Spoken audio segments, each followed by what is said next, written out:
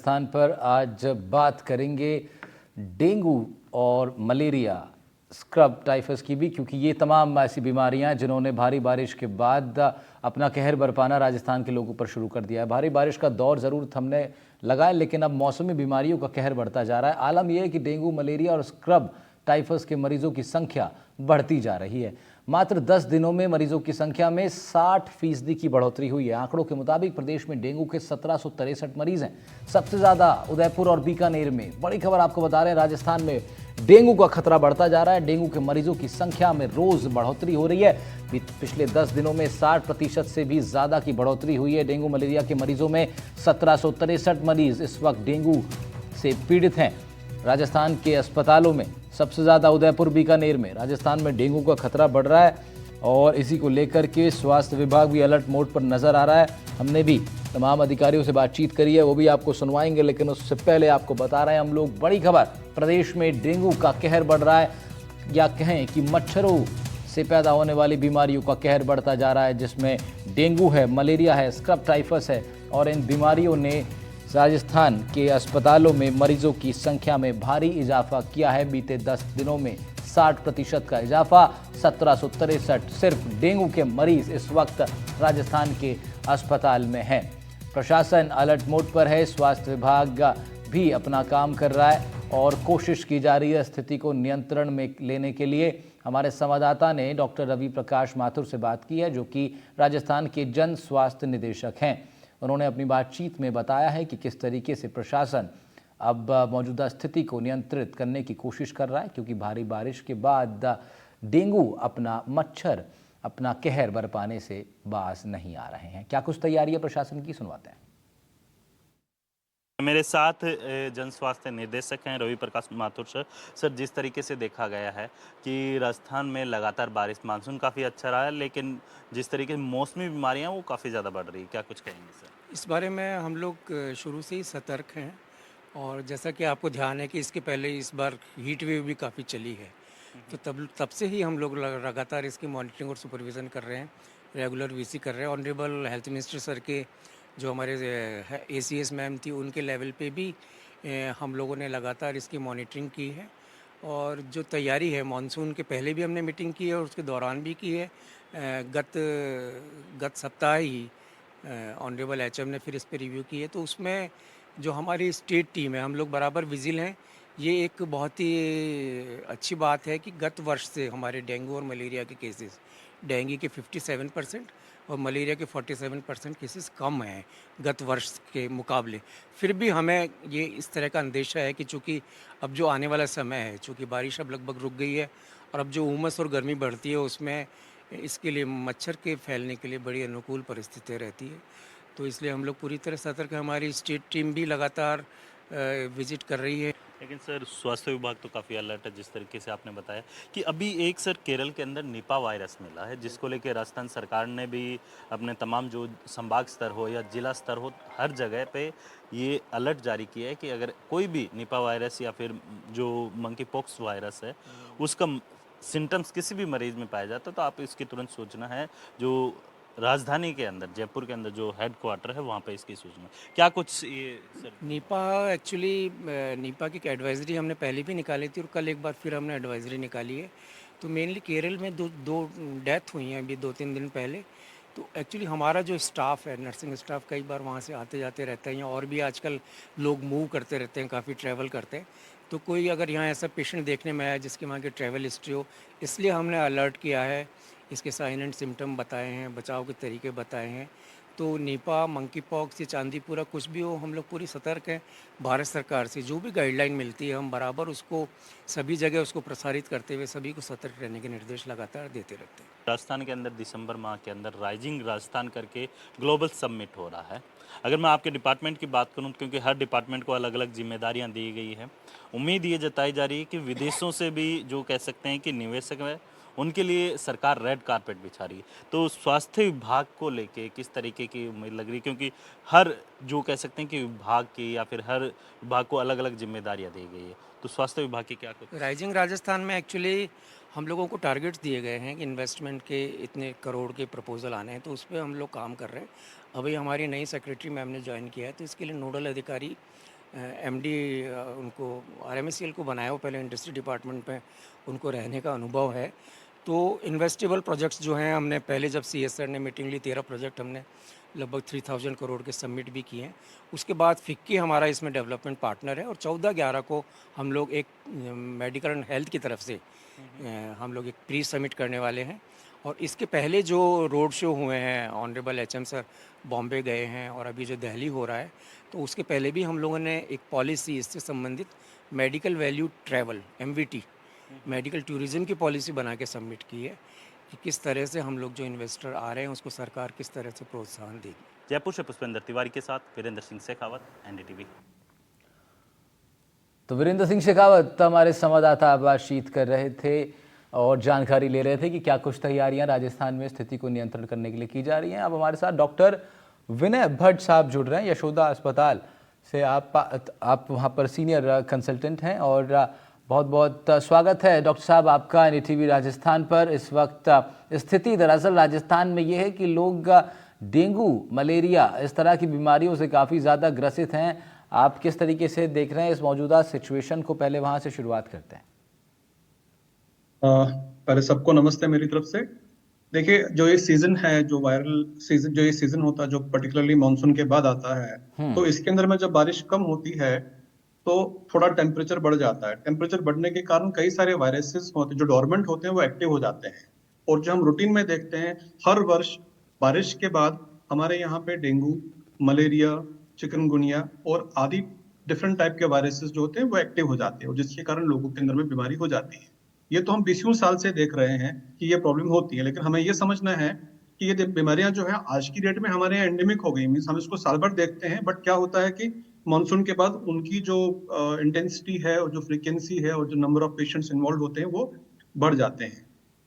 तो हम लोग भी अपनी प्रैक्टिस के अंदर में इस सीजन के अंदर में डेंगू, चिकनगुनिया और मलेरिया जैसी बीमारियां देखते हैं।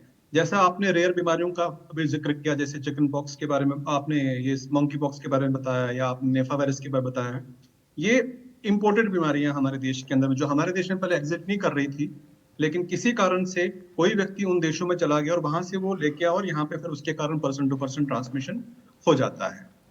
समझने वाली चीज सबसे पहले ये है कि ये सब प्रिवेंटेबल है, क्योंकि कुछ देश ऐसे हैं इस दुनिया में जहां पे ये साल भर रहता है, जैसे सिंगापुर है या कोई और डेवलप्ड कंट्रीज हैं जो इक्वेटर के पास हैं, जिनके यहाँ पे ये बीमारी साल भर रहती है, लेकिन उनके यहाँ पे प्रॉब्लम्स कम होती है बिकॉज उनके पास साधन है और उनके पास अवेयरनेस है लोगों के अंदर में कि किस तरह से इस बीमारी को हम ओवरकम कर सकते हैं।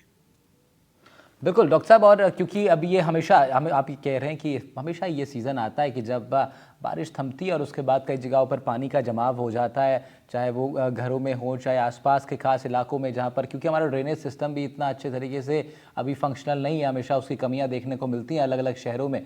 ऐसे में लोगों के लिए क्या हिदायत आपकी तरफ से है?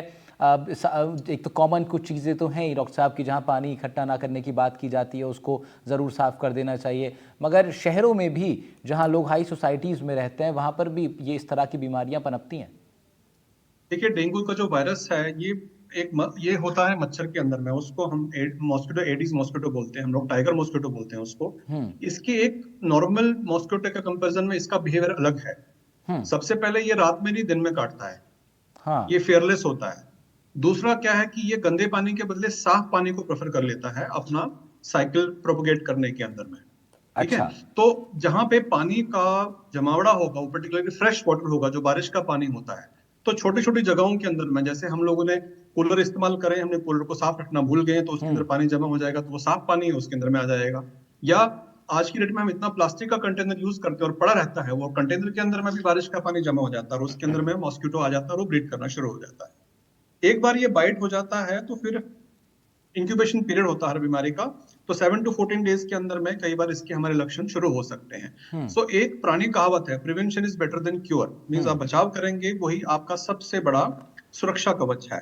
उसको हम कैसे कर सकते हैं? सबसे पहले कम्युनिटी के लेवल पे हमें ये देखना है कि जहां भी हमारे घर के आसपास कहीं पानी जमा है, कोई कंस्ट्रक्शन साइट हो, हमें लग रहा है कि कहीं पे किसी प्रकार का कोई रास्ता पानी के निकलने का नहीं है, तो सबसे पहले उसको हम देखें कि ड्रेनेज प्रॉपर कैसे हो जाए। जहां पे इसका समाधान नहीं है तो वहां पे हम देखते हैं कि हम लोग मिट्टी का तेल थोड़ा सा उसके ऊपर डाल देते हैं या कोई ऑयल डाल देते हैं जिसके ऊपर मॉस्किटो आके बैठे और उसकी ब्रीडिंग ना हो जाए। गवर्नमेंट की तरफ से भी एफर्ट्स होते हैं कि वो टाइम टाइम पे आके हर दिन आके फ्यूमिगेशन कर ले, ताकि जो मॉस्किटो का जो जो जो उसका रेप्लिकेटिव साइकिल है वो ब्रेक हो जाए। हम अपनी तरफ से घर में क्या कर सकते हैं कि हम मॉस्किटो रेपेलेंट्स का यूज कर सकते हैं, अपना फुल स्लीव्स कपड़े पहन सकते हैं, बिकॉज फुल स्लीव्स कपड़े के अंदर में मॉस्किटो के बाइट होने की संभावना रिलेटिवली कम होती है। और दूसरा क्या है कि ये बीमारी फैलती है जब एक व्यक्ति को डेंगू हो गया तो मॉस्किटो उसी को बाइट करता है, फिर दूसरे व्यक्ति में जाके वो इन्फेक्शन ट्रांसफर कर लेता है। तो इसलिए प्रिवेंशन करना, ताकि हम लोग घर के अंदर में भी मॉस्किटो को ब्रीड होने से बचाएं, ब्रीड ना होने दें उनको, और अपने आप को भी सुरक्षा करें, जिसमें फुल स्लीव्स। आज की डेट में हम हर एक पेशेंट से रिक्वेस्ट करते हैं कि यदि आप इस सीजन में हैं और मॉस्किटोज हमारे अराउंड है तो प्लीज अपना फुल स्लीव्स कपड़ा पहन लीजिए, जिसके कारण आप इस बीमारी से बच सकते हैं और आगे प्रिवेंट होने से भी उसको रोक सकते हैं। डॉक्टर साहब, एक बड़ा आपने हालांकि क्लियर किया, लेकिन मैं चाहूंगा कि थोड़ा सा आप और बताएं कि डेंगू का जो मच्छर है ये रहता है कि वो दिन में काटता है, रात में नहीं काटता। कई लोगों को लगता है कि ये सिर्फ एक मिथ है, एक ऐसी बनावटी बात है, लेकिन ये सच्चाई है कि डेंगू का, आपने भी अभी इसको कंफर्म किया कि डेंगू का जो मच्छर है वो दिन के समय एक्टिव रहता है, या एक्टिव रहता है, या मतलब वो जो काटेगा वो दिन के समय वाले जो मच्छर हैं, मतलब रात के समय क्या हो जाता है डॉक्टर साहब? क्या वो मच्छर जो है उसकी लाइफ ही केवल डे स्पैन की होती है क्या? नहीं नहीं, देखिए हर एक जो जो प्रकृति के अंदर हर एक ऑर्गेनिज्म है, छोटे से छोटा बड़े से बड़ा है, तो प्रकृति ने नेचुरली उसको इवॉल्व किया और इवॉल्व करने के लिए उसको मैकेनिज्म दे रखे हैं जिसमें मैक्सिमम अडेप्ट कर जाता है। तो जो डेंगू का जो ये मॉस्किटो है, जो जिसको हम एडिस मॉस्किटो बोलते हैं, वो दिन के लिए अडेप्टेड।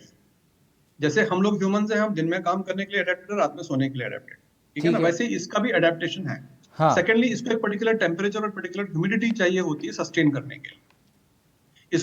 इसको टेम्परेचर चाहिए 20 और 30 के बीच में, और ह्यूमिडिटी चाहिए 70-80%, जो अभी हमें मिल रही है बिकॉज अभी बरसात का टाइम है। तो जैसे ही पानी जमा हो जाता है और ये एनवायरनमेंट मिल जाता है तो ये पनप जाता है, ये पनप के फूल जाता है।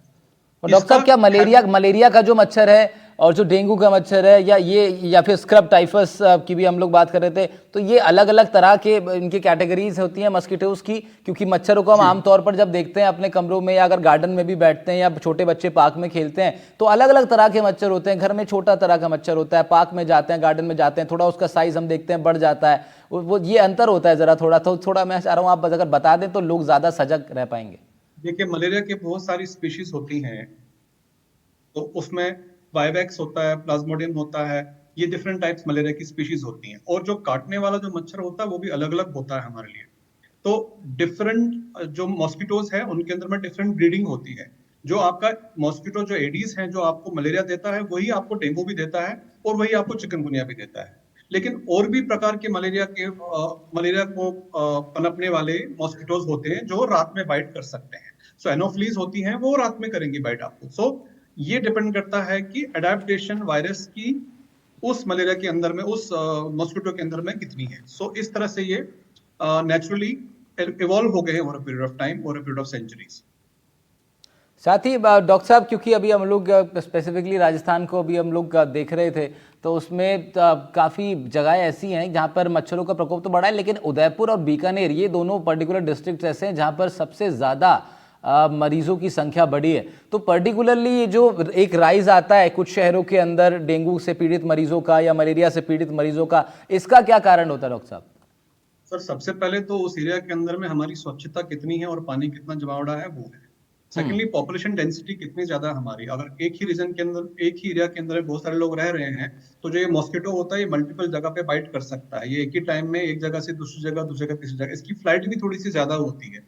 ये थोड़ा ऑल्टीट्यूड में भी जा सकता है कंपेयर टू बाकी जो हमारे मॉस्किटोज रहते हैं। तो जो हमारी डेमोग्राफिक्स हैं उसमें कितने लोग रह रहे हैं, कितने एरिया में रह रहे हैं, वहां वेंटिलेशन कैसी है, पानी का जमावड़ा कैसे। जैसे हम शहरों में आएंगे तो हमारी लिविंग अनऑर्गेनाइज हो जाती है। कितनी कॉलोनीज ऐसी हैं जो प्रॉपरली डेवलप्ड है, जिनमें प्रॉपर ड्रेनेज सिस्टम है, जिनके अंदर में, और सबसे बड़ी लोगों में अवेयरनेस कम है, लोगों में जागरूकता कम है। हम लोग तभी जागते हैं जब कोई हम पे चोट लगती है, तब तक तो हम लोग सब सोते रहते हैं। ये हमारा सिस्टम हमारे टीचिंग सिस्टम में है ही नहीं कि हमने पहले से ही अवेयरनेस रखनी है इन चीजों के बारे में। मुझे मालूम है सरकार का प्रयास है, आप लोगों का प्रयास है, मीडिया का प्रयास है, अखबार में भी आता है, लेकिन कितने लोग उसके कारण अलर्ट रहते हैं और अपना काम करते हैं। तो जब आप देखते हो कि ये बड़े शहरों में ऐसा हो रहा है, ये इसलिए हो रहा है कि वहां पे लोगों की पॉपुलेशन डेंसिटी ज्यादा है और वहां पे हाइजीन और पानी का जमावड़ा ज्यादा है वहां पे। तो इस कारण से आप सारी फेवरेबल कंडीशन उस मॉस्किटो को दे रहे हैं पनपने के लिए, और खुद को हम नुकसान में रहते हैं फिर उसके कारण। डॉक्टर साहब एक सवाल और था, इनफैक्ट जो क्यूरोसिटी कहा जाएगा, क्योंकि ये सीज़न जब आता है तो हम लोग हमेशा तब मच्छर की याद आती है कि अरे मच्छर तो बड़ा इंपॉर्टेंट चीज़ है, इसके बारे में तो बड़ी जानकारी रहनी चाहिए थी, हमको पीछे रह गए हम।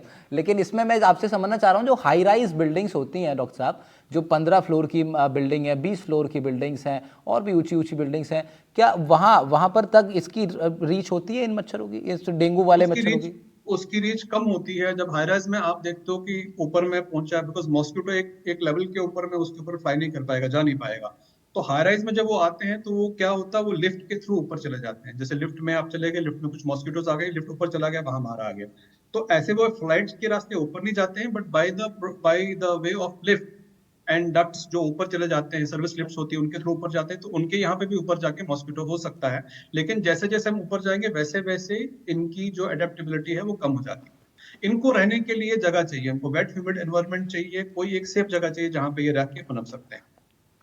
ठीक है डॉक्टर साहब, आपने तमाम बातें हमसे बताई और बहुत ही आसान भाषा में डॉक्टर विनय भट्ट साहब ने हमारे तमाम दर्शकों को और हम तक भी ये तमाम जानकारियाँ दी हैं। डॉक्टर साहब, एक और सवाल है कि जब आदमी रेगिस्तानी इलाकों में, जहाँ पर हरियाली कम है और रेतीले धोरे ज़्यादा हैं, क्या वहाँ पर ऐसे इलाकों में भी मच्छर अपना प्रकोप बनाने में कामयाब हो पाता है?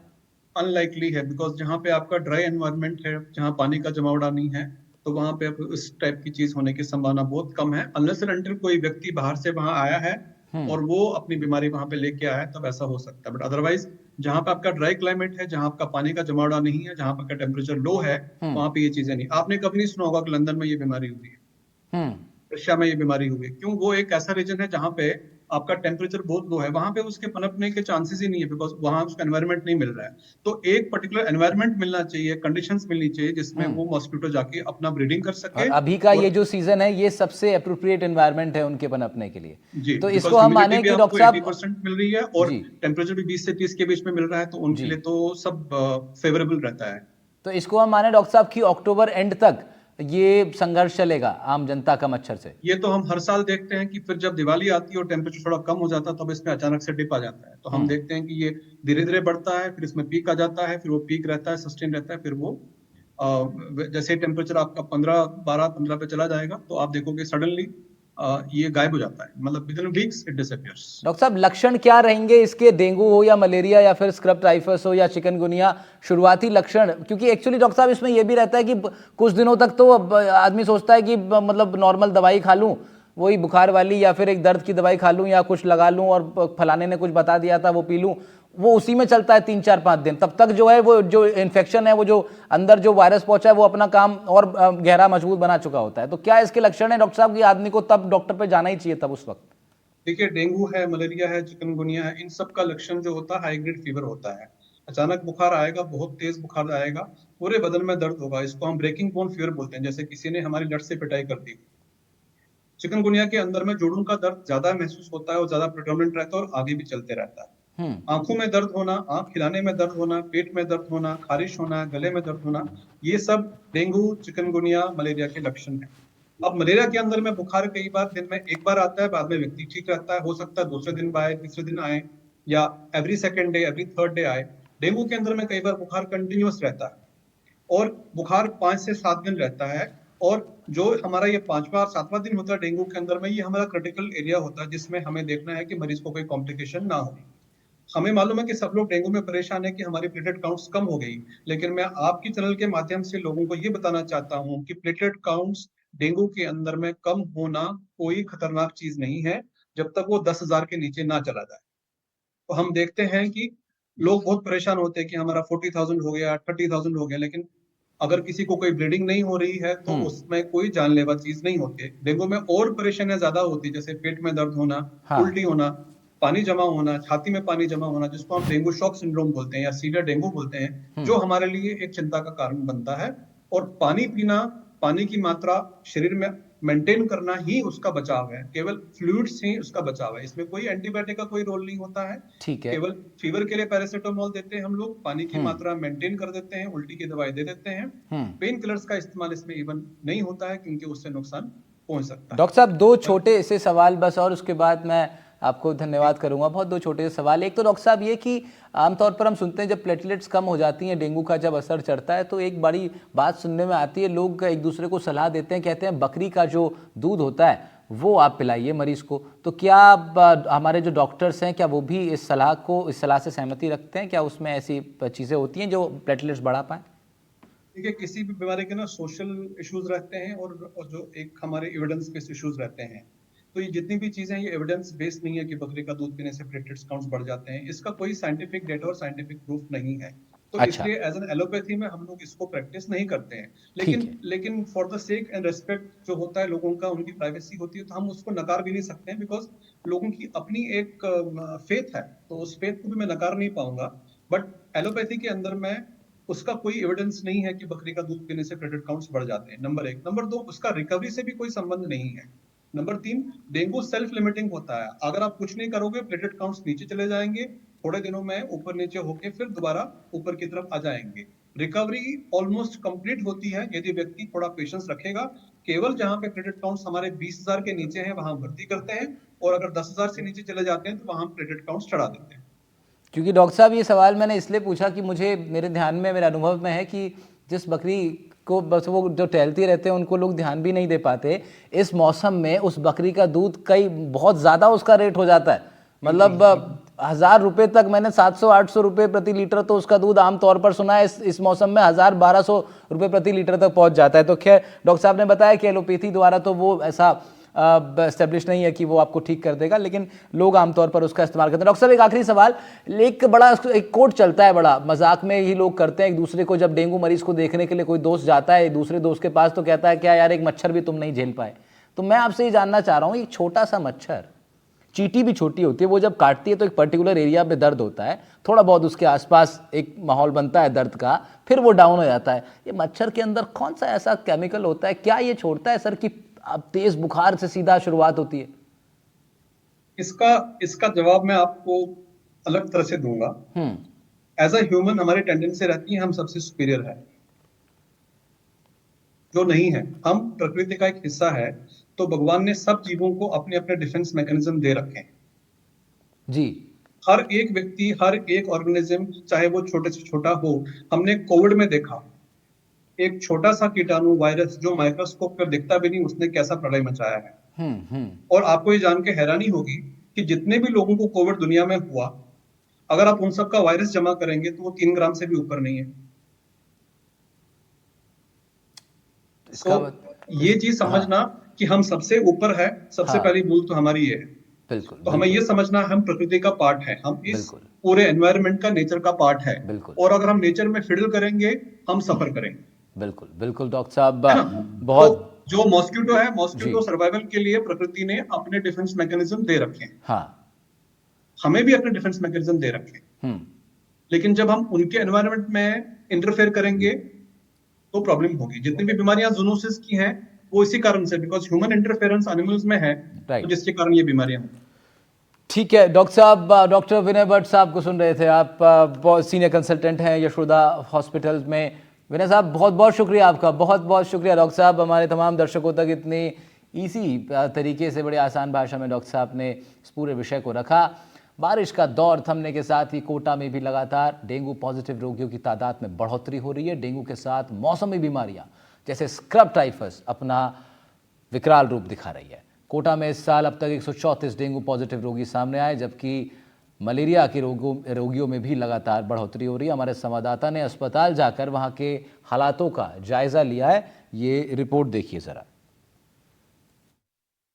मानसून का दौर थमने के बाद कोटा में भी लगातार डेंगू पैर पसार रहा है। डेंगू के साथ मौसमी बीमारियों का भी प्रकोप है। कोटा का ये MBS अस्पताल है, संभाग का सबसे बड़ा अस्पताल है, और यहाँ पर एक वार्ड अलग से विकसित किया गया है। इस वार्ड में डेंगू, स्क्रब टाइफस सहित जो दूसरी बीमारियां हैं मौसमी, उसके रोगी पहुंच रहे हैं। कोटा की अगर हम बात करें तो इस साल डेंगू का प्रकोप और सालों के मुकाबले कम देखा जा रहा है। अब तक जो है 134 डेंगू पॉजिटिव रोगी सामने आए हैं, लेकिन उसके बावजूद लगातार, क्योंकि जिला प्रशासन की ओर से, स्वास्थ्य विभाग की ओर से जो अभियान चलाए जा रहे हैं, उस अभियान का असर जो है वो थोड़ा देखने को भी मिल रहा है कि रोगियों की तादाद में कमी है, लेकिन मौसमी बीमारियां जो है उसका प्रकोप लगातार बढ़ता चला जा रहा है।